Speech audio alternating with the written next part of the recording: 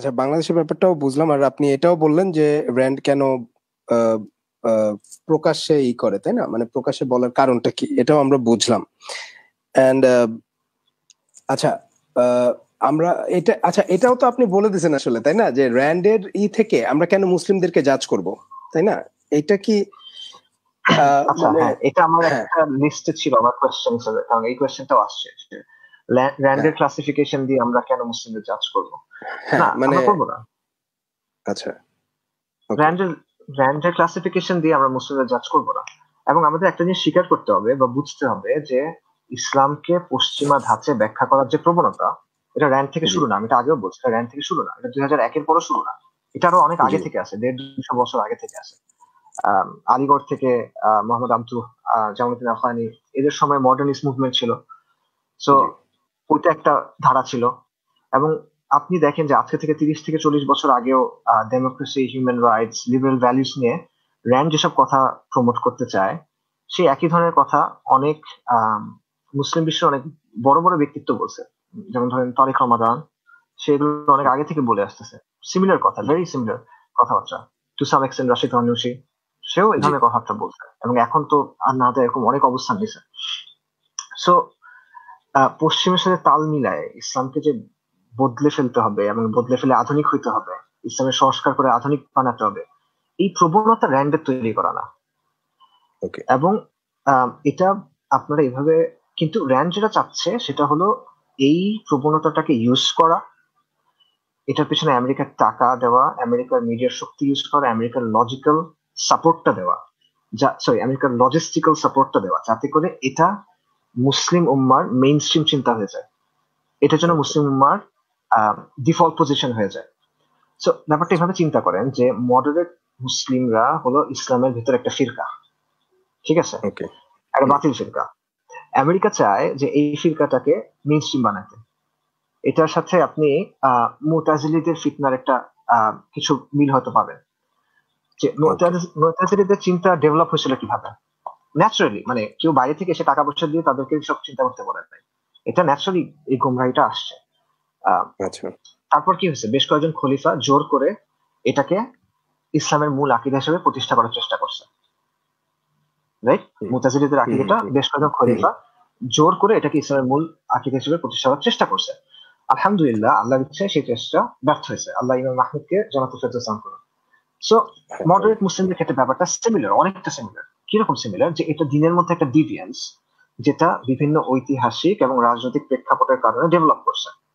আমরা পরাজিত অবস্থায় আছি, আমরা কনস্ট্যান্টলি দেখতেছি যে মডার্ন প্যারাডাইমের সাথে ইসলামের ক্ল্যাশ হচ্ছে, লিবারেল ভ্যালুজ এর সাথে ইসলামের মিলতেছে না, এবং আমরা কন্টিনিউসলি লিবারেল পজিশনটাই পাচ্ছি টিভি থেকে, মিডিয়া থেকে, স্কুল থেকে, রাইট, সব দিক থেকে। হুম, হুম, So একটা সংঘর্ষ হচ্ছে, সেই সংঘর্ষের জায়গা থেকে হয়তোবা সংঘর্ষের জায়গাটায় অনেকেই এরকম মনে করতেছে যে ঠিক আছে, তাহলে আমরা ইসলামকে এভাবে ব্যাখ্যা করি, কারণ ওই অবস্থানটা সঠিক। লিবারেল ফ্রেমওয়ার্ক যেটা বলছে এটা তো সঠিক, তো ইসলাম তো সঠিকই হবে, তাই হুম, ইসলামের এই ব্যাখ্যাটাই সঠিক। তো তারা এভাবে চিন্তা আচ্ছা, করতেছে। তো এইভাবে এরকম বিভিন্ন প্রেক্ষাপটের কারণে এরকম একটা ডিভিয়েন্স ডেভেলপ করছে। এখন আমেরিকা যেটা চেষ্টা করতেছে সেটা হলো এটাকে ইসলামের মেইন স্ট্রিম ব্যাখ্যা হিসেবে প্রতিষ্ঠা করতে। আর এটা হলো সিমিলারিটি উইথ দ্য মুতাজিলিস। আর পার্থক্য হলো, 1 নম্বর পার্থক্য হলো যে মুতাজিলিদের সময় আহ, এটা চাপায় দেওয়ার চেষ্টা করছিল খলিফারা, আর এখন হুম, এটা হুম, চাপা দেওয়ার চেষ্টা করতেছে কুফার, ইসলামের বিরুদ্ধে যুদ্ধ করা কুফার। এটা হুম, একটা পার্থক্য। আরেকটা পার্থক্য হলো আমেরিকা শুধু মডারেট ইনটাকে, আমেরিকা শুধু মডারেট ইসলামকে সাপোর্ট করে না, সে এটাকে প্রভাবিতও করে। যে মডারেট ইসলামের কোন কোন অবস্থান নেওয়া উচিত সেটা সে ডিকটেট করে দেয়, সে ওকে, বিভিন্নভাবে প্রেশার ক্রিয়েট করে, রাইট? সো এর হুম, ফলে হুম, এই চিন্তার আমেরিকা, এই প্রেশার গুলোর কারণে বা তাদের সাপোর্টের কারণেও এটা একটা নির্দিষ্ট দিকে যাওয়া শুরু করে। সো আপনি এটার এক্সাম্পল দেখেন, ধরেন আম, যারা আজকে ডেমোক্রেসি, হিউম্যান রাইটস, নারী অধিকার, লিবারেল কাঠামো এগুলো গ্রহণ করার কথা বলতেছে, জি, এগুলো ইসলামিক জাস্টিফিকেশন দেওয়ার চেষ্টা করছে, তাদের হিস্ট্রি দেখেন, তারা কিন্তু হুট করে এই অবস্থায় আসে নাই। ডেমোক্রেসির অবস্থা দেখেন, ডেমোক্রেসি নিয়ে একটা প্রচন্ড বিতর্ক ছিল। যারা বিভিন্ন সময় অ্যালাউ করছে তারা কিন্তু অনেক শর্ত টর্ত দিয়ে অ্যালাউ করছে, এবং পলিটিক্যাল ইসলামিস্টদের মধ্যে এটা নিয়ে অনেক তর্ক হয়েছে। উপমহাদেশে জামায়াত ইসলামী থেকে মাওলানা ইসরার আহমেদ বের হয়ে গেছেন, ওনার মতো লোক বের হয়ে গেছেন এটা নিয়ে। ইখওয়ানুল মুসলিমিন দীর্ঘ সময় পর্যন্ত নির্বাচনে যায় নাই। তাদের নিজেদের এটা একটা বড় ডিবেট ছিল যে আমরা কেন ডেমোক্রেসিতে যাবো বা এটা যাওয়া জায়েজ হবে কিনা। আচ্ছা, পরে একসময় তারা গেছে, এবং যখন গেছে তখন তারা এটা বিভিন্নভাবে ব্যাখ্যা করছে যে এটা আমরা অপারগ হয়ে যাচ্ছি, এটা দারুরা, মুবালবা, এরকম অনেক কিছু তারা বলছে। এবং আমি এটা মানলাম যে তারা আন্তরিকভাবেই বাধ্য মনে করছে নিজেদের, এবং সেজন্য তারা গেছে। কিন্তু দেখেন, এটা ছিল তাদের ফার্স্ট জেনারেশনের অবস্থা। সেকেন্ড জেনারেশন বা থার্ড জেনারেশন আস্তে আস্তে কি হয়েছে, এক জেনারেশন যেটা বাধ্য হয়ে গ্রহণ করছে, পরের জেনারেশন এটা হোল হার্টেডলি এমব্রেস করছে। right. এক জেনারেশন মনে করছে এটা আমি ঠেকায় পড়ে নিচ্ছি, আরেক জেনারেশন মনে হচ্ছে না এটি আমার আদর্শ, মানে এটাই ঠিক So, আছে, এটাই এটাই ঠিক, হ্যাঁ, ঠিক। এবং তারা বলছে এটা হলো ইসলামের অগ্রগতি, এটা হলো ইসলামের বিবর্তন, এটা হলো যুগের সাথে তাল মেলানো, এটসেট্রা। কিন্তু বাস্তবতা হলো যে এটা হলো অবক্ষয়, এবং এটা হলো কন্টিনিউয়াসলি হক থেকে দূরে সরে যাওয়া। সো পয়েন্টটা হলো যে বিভিন্ন প্রেক্ষাপট, বিভিন্ন পরিস্থিতির কারণে এইরকম কিছু ডেভেলপমেন্ট উম্মার মধ্যে হয়েছে, এটা আসলে অস্বীকার করার কিছু নাই। এবং এই প্রেশার বা এই প্রেক্ষাপট গুলো 2001-এর পর, ওয়ার অন টেরর শুরু হওয়ার পর আরো বেশি তীব্র হয়েছে, যার ফলে মডারেশন, কোট আনকোট মডারেশনের মাত্রা, ইসলামকে সেকুলারাইজ করা বা ইসলামের এইসব নতুন ওয়েস্টার্ন ব্যাখ্যা দেওয়ার প্রবণতা আরো বাড়ছে। সো কাজেই এটা র্যান্ডের দেওয়া ক্লাসিফিকেশন না, বা র্যান্ড তৈরি করছে বিষয়টা এমন না, বাট অবভিয়াসলি একটা অ্যাঙ্গেল এখানে আছে যেটা তারা প্রমোট করতেছে, তারা এটা সামনে নিয়ে আসতেছে, এবং এটা তারা ডমিনেন্ট ন্যারেটিভ হিসেবে এস্টাবলিশ করার চেষ্টা করতেছে। সো অ্যাজ মুসলিমস আমাদের র্যান্ডের ক্লাসিফিকেশন আলাদা করে দেখার অতটা দরকার নেই, কিন্তু আমরা ইসলাম দিয়ে জাজ করবো।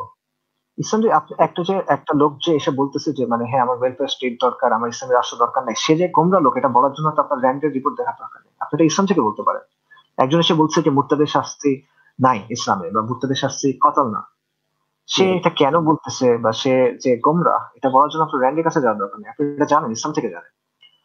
সো এটা একটা কথা। আরেকটা কথা হলো যে র্যান্ডের বা এইসব বৈশিষ্ট্য যদি কারোর মধ্যে ব্যাপকভাবে থাকে, তাহলে আপনি যদি তাকে র্যান্ড মুসলিম বলেন বা র্যান্ড ইসলাম প্রচারকারী বলেন, এখানে আসলে খুব আহত হওয়ার কিছু নাই। কারণ এটা একটা ইসলামে এস্টাবলিশ বিষয় যে যখন কোনো বাতিল ফিরকা হয়, তখন তাদের নাম দেওয়ার সময় বিভিন্ন নিয়ম থাকে, যে বিভিন্ন নিয়ম, বিভিন্নভাবে নাম দেওয়া হয়। যেমন ধরেন, কারো নাম দেওয়া হয় তাদের উৎপত্তি স্থল থেকে। সো ফর এক্সাম্পল, হারুরা একটা জায়গার নাম, এবং আমরা খাওয়ারিজদের একটা দল আছে হারুরিয়া, রাইট? হারুরা থেকে তারা হারুরাতে আলাদা হয়ে গেছিল এই জন্য। সো জায়গার নামে তাদের নাম হচ্ছে একটা ফিরকা। সিমিলারলি অনেক ফিরকার নাম হয়েছে তাদের নেতাদের নামে। ফর এক্সাম্পল জাহমিয়ার নাম হয়েছে জাহাম বিন সাফওয়ানের নাম থেকে। সো এরকম নাম হইতে পারে, একটা বাতিল ফিরকা, এটার নাম র্যান্ড মুসলিম হতে পারে। এটা আপনি র্যান্ড ইসলাম না বলে আমেরিকান ইসলাম বলতে পারেন, ওয়েস্টার্ন ইসলাম বলতে পারেন, আপনি কাউকে মডারেট না বলে মোল্লা ব্র্যাডলি বলেন, অনেক কিছু হতে পারে। এসব তো নাম দেওয়ার না, মূল পয়েন্ট হলো যে এটাকে আহলুস সুন্নাহ ওয়াল জামাআর অবস্থান থেকে আলাদা করতে হবে, এবং এটাকে একটা বাতিল অবস্থান হিসেবে চিহ্নিত করতে হবে। এখন আপনি এখানে কোন নাম দিবেন সেটা ভিন্ন বিষয়, এবং এই নাম দেওয়ার সময় যখন একটা রেটরিক্যাল ডিবেট হইতেছে বা তর্ক হচ্ছে, তখন সবাই যে ঔচিত্য সীমা মেনে চলবে, বা সবাই যে সবকিছু হিসাব করে কথা বলবে, এটা আসলে রিয়েলিস্টিকলি আশা করা যায় না। আর আরেকটা বিষয় হলো, এটা খুবই আমার কাছে অদ্ভুত লাগে, সেটা হলো এই যে মডারেট র্যাডিক্যাল এই ভাগটা আগে কে গ্রহণ করছে? এই যে ইসলামপন্থীদের বড় একটা অংশ, এরা নিজে আমেরিকার এই ভাষাটা গ্রহণ করে নিছে। এরা নিজে অন্য মুসলমানদেরকে এসে উগ্রবাদ, সন্ত্রাসবাদ, জঙ্গি, মৌলবাদী, প্রতিক্রিয়াশীল এই শব্দগুলো ব্যবহার করছে। আপনি দেখেন যে তারা নিজেরা এই জিনিসপত্রগুলো গ্রহণ করছে, এবং কাফেরদের তৈরি করা এই টার্মিনোলজি তারা কমপ্লিটলি এমব্রেস করছে। তারা এই রেটরিক গ্রহণ করছে। বিভিন্ন সময় তারা ইসলামের আলোকে বিভিন্ন বিষয় হয়, বিভিন্ন ঘটনা ঘটে, তখন তারা ইসলামের আলোকে আলোচনা করে না, তারা সারি দলিলের কথা আনে না। তারা বলে যে হ্যাঁ এটা মানবতার সাথে সাংঘর্ষিক, মানবতা, মুক্তি, অধিকার, এগুলোর সাথে এটা সাংঘর্ষিক, এগুলা অমানবিক, এটসেট্রা। তারপর অমুককে উগ্রবাদী, অমুককে র্যাডিক্যাল, অমুককে সন্ত্রাসী, এসব বলে তারা। সো একদিকে তারা অন্য মুসলিমদেরকে ওই ট্যাগ গুলা দেয় যেই নামগুলা ওয়েস্টে তৈরি করা, র্যাডিক্যাল, টেররিস্ট, জঙ্গি, এটসেট্রা।